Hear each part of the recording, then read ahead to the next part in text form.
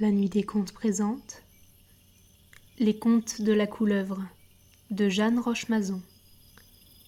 La princesse aux devinettes.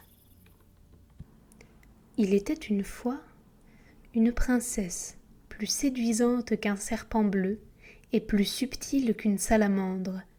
Elle excellait dans les devinettes. Aussi, pour la marier, le roi son père tenait chaque jour audience sur une terrasse du palais, entre ses vergers et la mer. À cette audience solennelle se proposaient 3 questions. Qu'un prétendant plein d'esprit pût y trouver 3 réponses justes, et la princesse devenait sa femme. Mais jamais les prétendants ne trouvaient une seule réponse. On sait que l'usage ordinaire dans les concours de cette sorte veut que les outrecuidants vaincus tombent au pouvoir du vainqueur et soient décapités sur place. Le père de la princesse, bon sire, se contentait généreusement de les employer au verger. Tel fils de roi taillait la vigne, tel sultan greffait les pommiers, tandis que des ducs souverains ou ratissaient les feuilles mortes. Avec le temps, on laissa des altesses secondaires prendre rang parmi les captifs, puis de simples gentilshommes sans les chicaner de leurs preuves. La terre était dépeuplée de princes, et la gloire de la belle aux devinettes désespérait 500 royaumes. Un jour enfin, on vit aborder devant le palais une pimpante barque à voile. Un jeune pêcheur en sauta, qui gravit hardiment les escaliers d'honneur et qui s'offrit à concourir. Le roi s'ennuyait ce jour-là, si bien qu'il consentit à écouter le pêcheur, et les trompettes de la garde trompetèrent aux 4 vents pour annoncer l'audience prochaine. La grande terrasse de marbre blanc, tout éblouissante de soleil, fut balayée comme il convient. Le roi se fit apporter le plus doré de ses trônes, bien fourni de coussins pourprés. Il s'y carra, couronne en tête, et la cour, suivant l'étiquette, se déploya des 2 côtés, en forme d'accent circonflexe. La princesse riait parmi ses femmes, mais les pauvres princes esclaves la reconnaissaient du verger, et ils soupiraient plaintivement. « Que tente cet insolent pêcheur ?» grondait l'un. « J'étais l'héritier du grand chat, et j'ai l'habitude des splendeurs. La princesse est venue simplement vers moi, dans une robe d'argent à longue traîne, où couraient des reflets verts et bleus. Ses colliers ne scintillaient que d'émeraudes et de saphirs, et soudain, mon assurance si célèbre m'a manqué.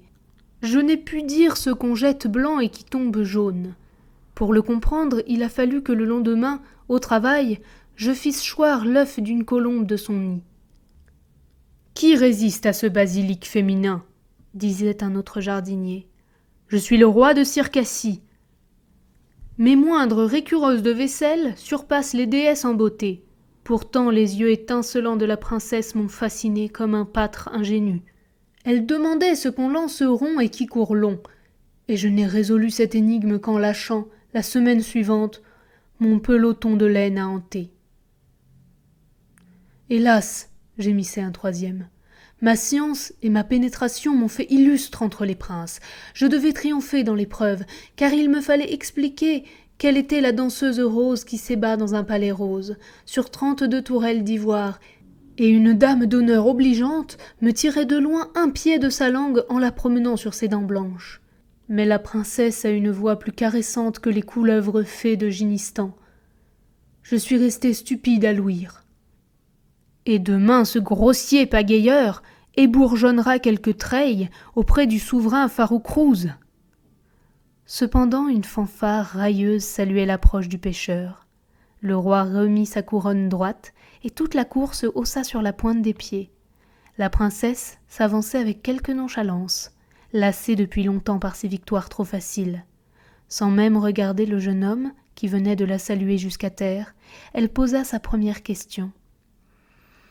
Qu'est-ce qui porte 100 meules de foin et ne porterait pas une aiguille ? Le pêcheur, avec respect mais fort délibérément, examinait la parure de la princesse, depuis ses petits souliers de soie verte jusqu'au cordon de pierreries qui retenait sa chevelure. Quand il eut tout détaillé, il hocha la tête d'un air d'approbation. « Votre Altesse royale, dit-il, dédaigne trop son futur esclave. Pêcheur ou non, le plus pesant lourdeau voyait d'ici briller la mer qui porterait 100 meules de foin aussi bien que ma barque vide. Mais si j'emmène ce soir une belle passagère, elle aurait tort de fier aux flots les épingles d'or de ses voiles. » À cette réponse, tous les courtisans chuchotèrent, et la princesse dressa la tête pour fixer son adversaire.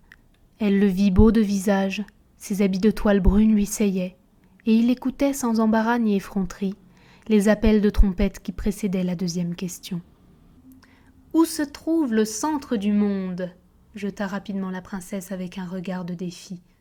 « Qui peut hésiter là-dessus ?» répondit le pêcheur de même. « À cette heure, pour tout homme doué de raison, le centre du monde se trouve ici même.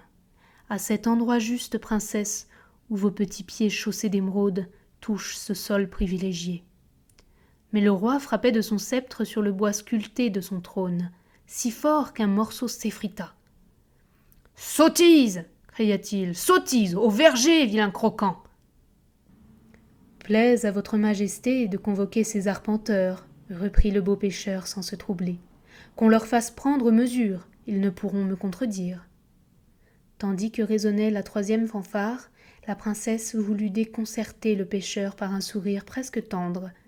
Mais comme il lui souriait aussi, ce fut elle qui perdit contenance. Elle se mordit un peu les lèvres et sembla réfléchir longtemps. « Jambes de bois, soutane rouge, entrailles de pierre, chapeau noir » murmura-t-elle enfin sans relever les paupières. Au balustre de la terrasse, quelques rosiers fleuris s'élançaient. Le pêcheur alla de ce côté sans mot dire et cueillit un fruit de rose, un gargaillou d'un rouge vif, entre le bois sec de la tige et le petit couvercle noir qui protège les noyaux pierreux. En revenant vers la princesse aux devinettes, il la vit pâle jusqu'aux lèvres, et il s'inclina courtoisement. « Princesse, dit-il, peut-être daignerez-vous me faire grâce de cette énigme difficile et me permettre en échange de vous poser moi-même une question. Si vous y répondez, je perdrai ma liberté. Sinon, la victoire me reste, et vous me suivrez dans ma barque, parmi les vagues et les récifs. » La princesse baissa la tête pendant que le roi s'agitait avec rage, et le pêcheur reprit la parole d'une voix tremblante. « Quelle est, dit-il, la princesse si séduisante qu'un fils de l'empereur lointain, venu vers elle sous un déguisement, n'osa pas la conquérir, et, plutôt que de lui déplaire, sarcla son verger toute la vie. » Il se fit un grand silence, et l'on n'entendait que les fruits mûrs qui tombaient au loin dans l'herbe. La princesse aux devinettes jouait avec un éventail en plumes de paon chatoyantes dont le centre était un miroir. Elle l'éleva vers son visage, se sourit coquettement et ne dit rien. « Eh bien, ma fille, eh bien !» grognait le roi impatienté. « Voici l'heure où je cueille mes prunes.